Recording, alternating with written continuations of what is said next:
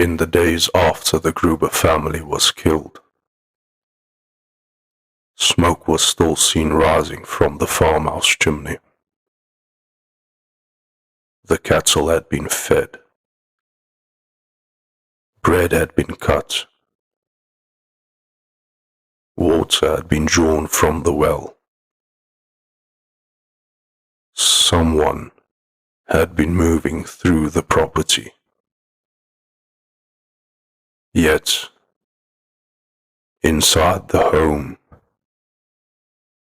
6 bodies lay undiscovered. Nothing about the small Bavarian farmstead suggested it would become one of the most unsettling crime scenes in German history. To understand how the boundary of that place failed, one must return to when it still appeared intact.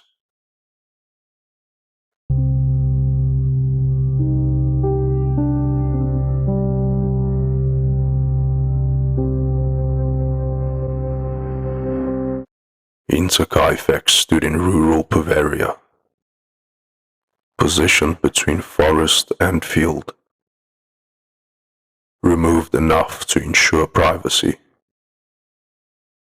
but close enough that its routines were quietly known to neighboring farms. Life there followed a dependable rhythm. Work began before sunrise.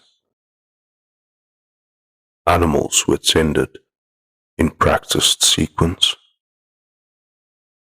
Evening settled into a familiar stillness, shaped by the distance from the noise of town. It was, by every outward measure, an ordinary household. And like most ordinary places, it carried the assumption of containment, that what existed within its parameter remained protected. For years, nothing challenged that belief, until, gradually, something did. During the winter months leading into the spring of 1922, Andreas Gruber noticed footprints in the snow.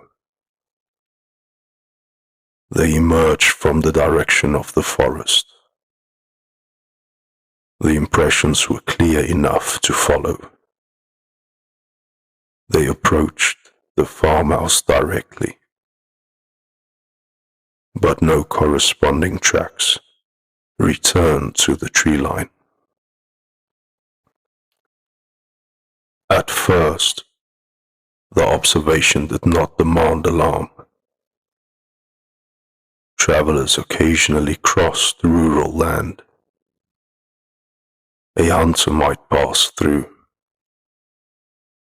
Someone could have sought temporary shelter from the cold. Yet no visitor presented themselves. No neighbor recalled moving across the property. The tracks ended at the house, and nowhere beyond it. Life continued, but the parameter had registered its first irregularity. Not long afterward, unfamiliar sounds were reported from the attic. Measured movement,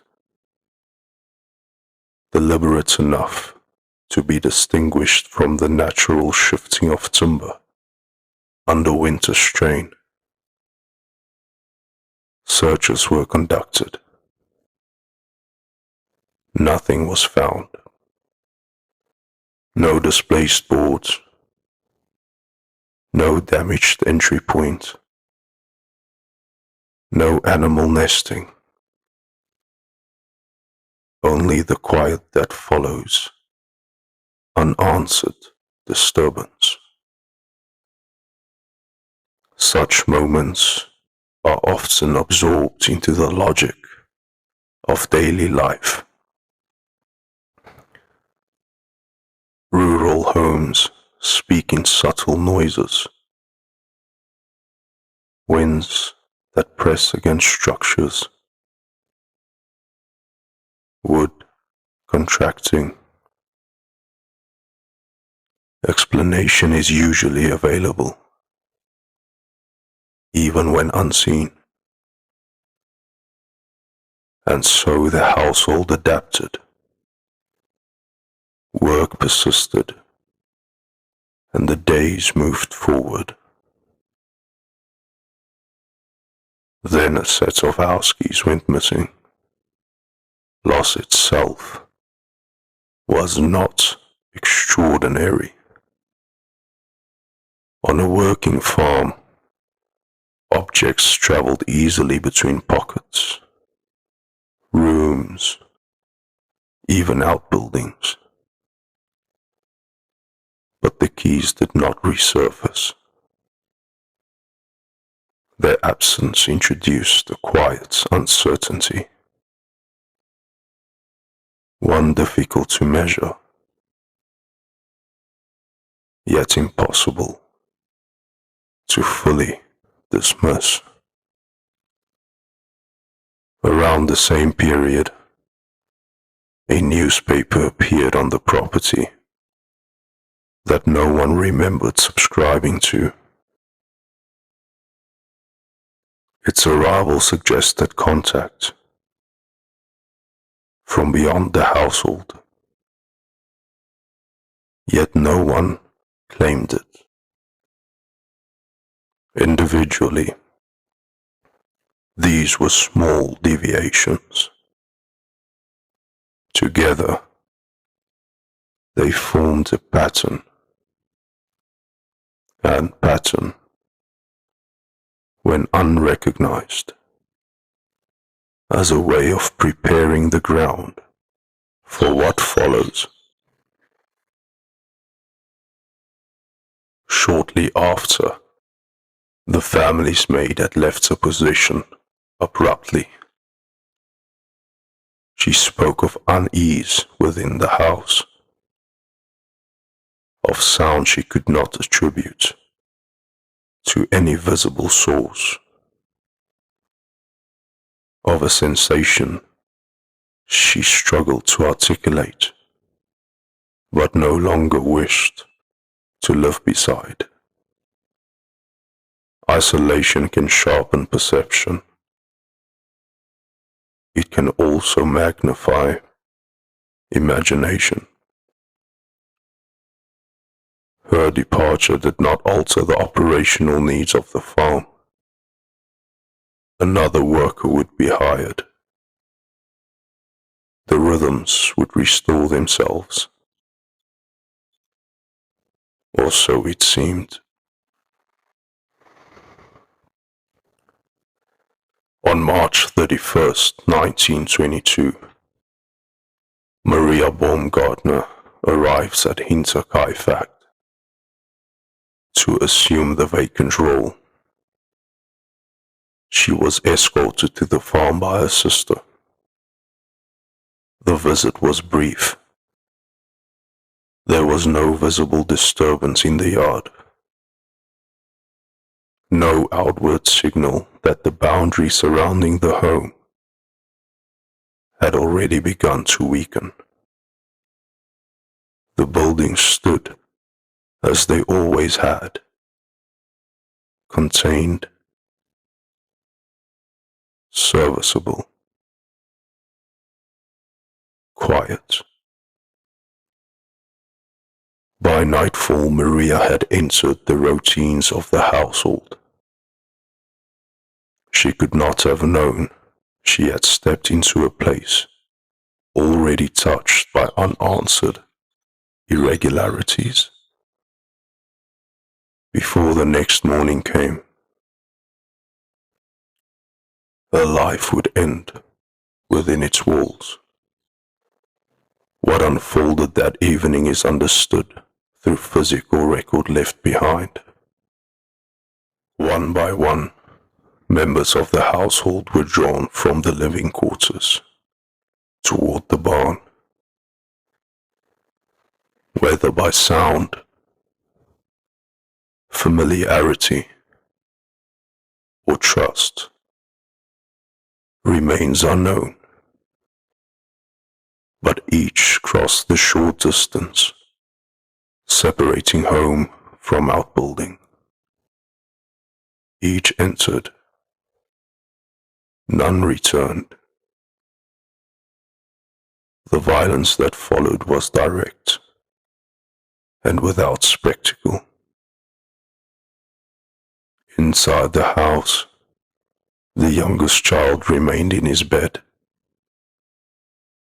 Maria, whose employment had scarcely begun, was killed before completing a full day on the farm. By the time the night released its hold on the property, no living member of the household remained. And yet, in the days that followed, the farm did not fall silent.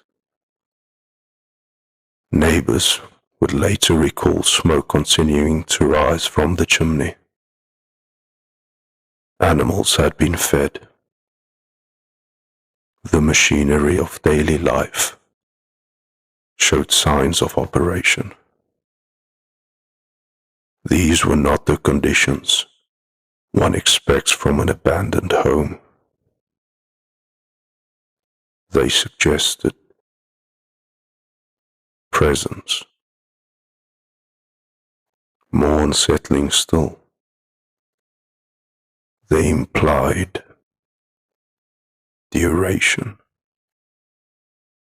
Whoever had crossed the parameter did not immediately depart. They remained within spaces shaped by the routines of the dead, prepared food, maintained warmth, moved through rooms that no longer held voices. Violence ends in a moment. Remaining requires decision.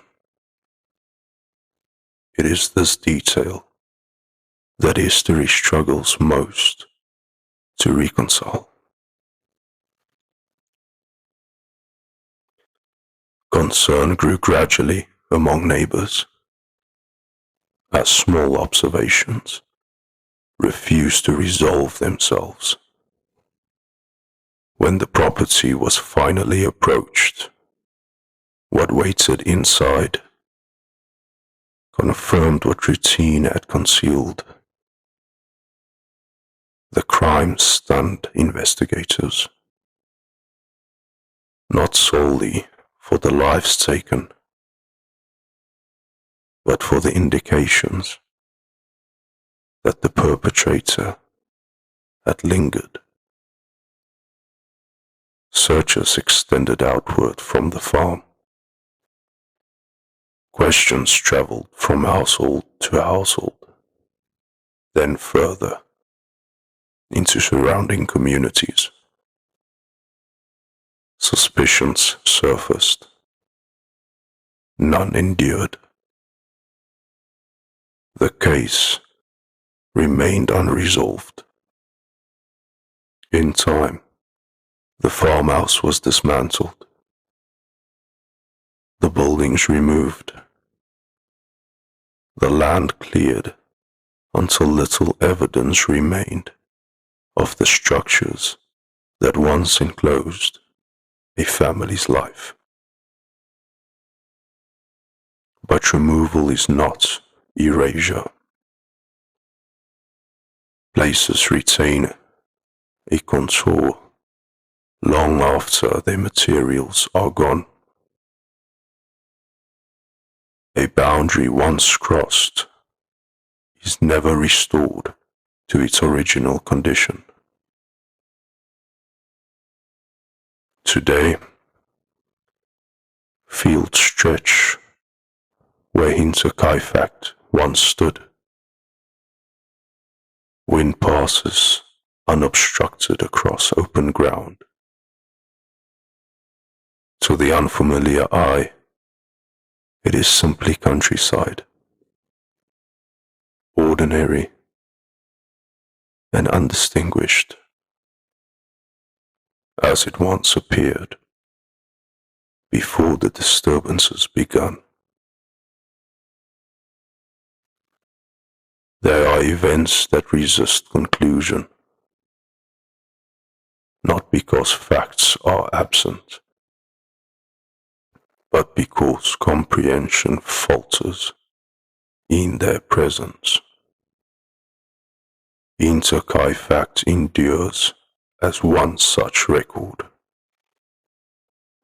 a household recognizable in its routines, a parameter assumed secure, small deviations observed but not yet understood, until the ordinary could no longer hold. This entry is preserved so that the boundary of that place is not surrendered to time. What occurred there remains part of the human record, a reminder that reality rarely fractures without warning. More often, it shifts quietly until what once felt contained is revealed to have been open all along. And so this account is written into the eternal ledger, because once recorded, it is never truly forgotten. The record remembers.